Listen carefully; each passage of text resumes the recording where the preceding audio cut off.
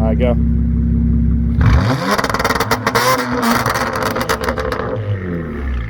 What's going on, guys? E92 Addict. Welcome back to the channel. I know it's been a while. I've been working on the Inlet video, and I have some bad news about that. I was editing it, and I had saved it, and was what's it called? I was kind of I can't remember what the exact word is, but it was finished, and I was it was doing what it needed to do to become a whole video. And somehow it corrupted, and I didn't have the original footage anymore, which sucked. So that video kind of got trashed, but I'll give a little summary. It sucked. It was the hardest thing I've ever done to a car. It was mainly the one between the firewall and the engine. That thing sucked. I broke one of the V-band clamp bolts. It was messed up, and I actually had to cut it and then drill the bolt out and put a new bolt in it. The charge pipe went in pretty well. It sounds insane. I should be doing a video about that soon. I'm gonna do a video kind of encompassing everything that actually is in the car at the moment. And then I've been doing, I did a dyno test after that video that said how much power does my car really have. And I think it was like 416 wheel, which should be almost 5 crank. That was before I put the inlets in. And then I put the inlets in, and now it's saying I have less wheel horsepower, which doesn't really make sense to me. I've read the forums and everything, and it doesn't really say I need to retune it if I'm not running up, upgraded turbos or anything. But it sounds insane. The car feels a lot faster. I don't know if it's just placebo, but I mean, the turbos are getting less restricted air, so it should be running a lot better. But it sounds really good. But there is a sound that I don't like, and that is the squeaking of my serpentine belt. So today I'm gonna try to take the one off my old car, the belt tensioner, and put it on my new car. Because I think I replaced that one like not that long ago. In my old car, if I haven't explained already, I had it since I was 16 to 2008 335. I pretty much did everything that this car has done to it. Mine is inlets and the downpipes. It just had gutted OEM downpipes. And I took it to a shop, and they destroyed it. They switched some stuff around, and then I didn't have paperwork. It was a whole thing, lawsuits, da-da-da. But that's a parts car now. I'm gonna keep it for the foreseeable future. Maybe if I come into a little bit of money, I might, that might be a project car of mine later. Throw a 2Js in, 2JZ in it or something like that. But today we're gonna be doing that. It also, this car eats up oil. I don't have an oil leak. I literally put a whole tarp under my car. I've been under the car doing the inlets for forever. I haven't seen any oil leaks. I don't see any oil on the ground where I park. So I think this car's just eating up oil.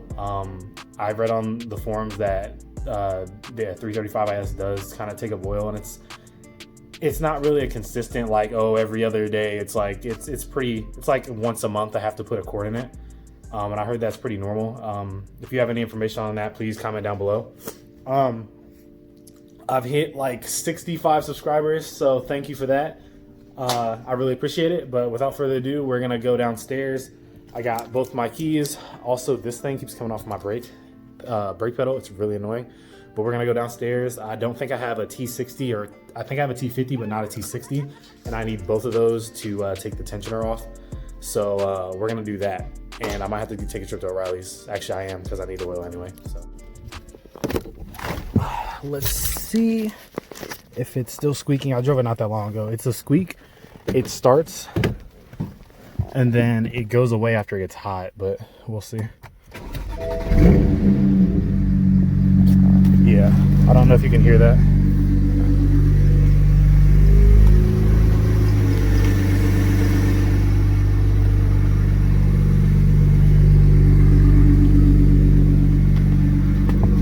It's like a very slight squeak. It's like a very slight squeak, but like when I cold start, it's extremely loud, and it makes the car sound extremely junky. So I want to fix that. So I'm actually gonna go pull next to my other car just to make sure you know, the belt tensioner on that car is good. It should be. It was replaced not that long ago.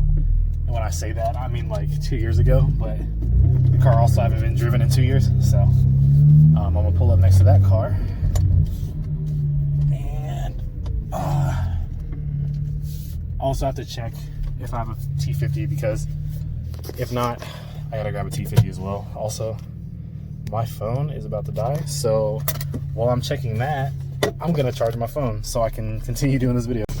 All right, so apparently I've already taken it off, but I just threw it in the back. But I do need a 50 and a 60 because I don't think I have those. I don't know how the hell I took it off in the first place. I might have borrowed somebody's tools, but yeah, we need oil. So I'm gonna drive to O'Reilly's and we're gonna go get some oil and a T50 and a T60, and then I guess I don't know if you can just tighten it up or if you actually have to replace it. But and also the other one's a little dirty, has oil on it because that engine's completely taken apart. And I just, you know, kind of ripped everything out willy-nilly. So I think I have some brake cleaner, and I'm just gonna scrub it up and make it look nice, I guess. And then I'll continue changing it out. All right, I'm gonna see if I can pick up the inlet sound.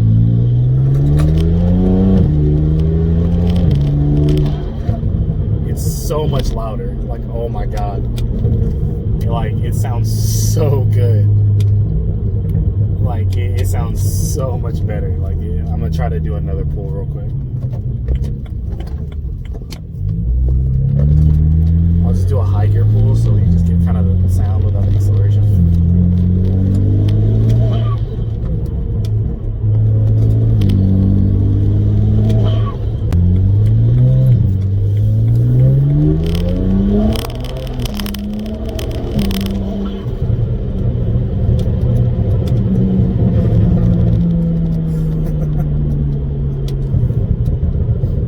Honestly, I don't see the point of buying a blow-off valve because, like, the new charge pipe with the little cut diverter valves, like, it may not look the best, but I mean, they're not horrible by any means, but they sound like really cool. Like, sometimes I'll get that like iconic blow-off valve sound, that like scoot scoot scoot, that sound, instead of just the like all at once. I'll kind of get that little individual sound. I don't know how to explain it, but yeah, like, I honestly don't see the point of buying a blow-off valve. Also, the other night I was going to get E85, and this charger, it was a 392 scat pack, I think with the shaker. I'm not really into those, so it had that little air scoop on the top. I think they're like 490 something or 500 horsepower crank, but I mean, they're heavy as hell. But he pulled up next to me. I was just driving. I was like, I'm not trying to drive aggressive or anything. And he pulled next to me downshift. So I'm like, you know, screw it. So we go, and I gap him by like a bus. So, I mean, I understand he's a lot heavier than me, but the app's saying I only have like, with the inlets in now, it's saying I have like 360 wheel horsepower, which is less than I think the car came with in the first place. So I don't know if I'm doing something wrong when I'm logging and then uploading them to the application or what, but I gapping a 500 horsepower car that's only what 800 pounds more than me. I feel like I should have, you know, a decent amount of horsepower more than him. I don't know. I feel like this car has at least 450 wheel. I think that's a good assumption to make. I do want to get out on a dyno though. I contacted Bimmer Performance in Raleigh. They're kind of like the go-to BMW place here in North Carolina, and a dyno runs only like 130, so I'm definitely about to do that. I want to do a video comparing like the virtual dyno and the an actual dyno and see what I get. All right, so I got everything from O'Reilly's. Now I'm gonna let the car cool off a little bit, and I'm gonna go upstairs and clean this one off a little bit so it's not as dirty, and then I can put the oil in and not burn myself while taking the other one out. So I cleaned it up a little bit and I got the right sizes. So I'm gonna go ahead and take this off. And then I have the silicone inlets. So I might have to jiggle that around if it gets in the way. But we'll get to that when we get to that. So I took the cap off of this one, and this thing actually looks brand new. I don't know. So I'm actually not gonna put this one in. I just tightened it, and I'm gonna see if that gets rid of the squeaking sound. But I just tightened it. Like, it looks brand new when I took the cover off. Like, I don't know. So I'm gonna try just tightening it, and if that doesn't work, then I'll go ahead and change it. So I don't hear the squeaking anymore, just the loud injectors. And I also just put oil in it, and we're all good on oil. So I think I'm done doing everything there is to do today. I do have a coolant leak that I have to find in the front. I low-key think it's the radiator, because I've looked when I had everything out of the front. I looked and I didn't see anywhere wet except the bottom of the radiator. So I'm gonna have to figure that one out.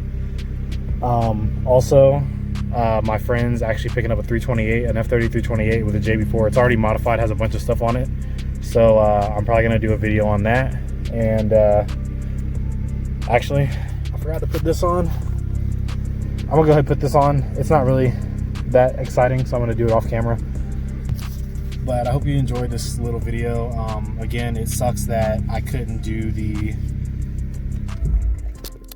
Again, it sucks I couldn't really do the inlet video. The video corrupted. And after it got done converting it to a full video with my edits and everything, I deleted all the raw stuff, and when I went back, like, a whole chunk of the video just was corrupted. But I got a few more video ideas. I need to get used to talking on camera. I wrote a whole script for a video that's coming up. I tried to actually record it, and it was horrible because trying to drive and then read off a script isn't the best. But I appreciate everybody subscribing, all the likes, all the shares and everything, the comments. I like connecting with you guys. I really do want to grow this channel and be able to do some great things. In the near future, I should be going to Arizona, and I'm really excited because the open roads, drive by the Grand Canyon and all that. So that's going to be some crazy content coming later this year. But for right now, I just kind of want to get the car to a point where I really enjoy it and it's very reliable. I haven't had any major issues, knock on wood. But if there's anything you guys like to see, video recommendations, I'll take those into account. And I hope you enjoyed. Don't forget to leave a like and subscribe, and I will see you in the next video. Peace.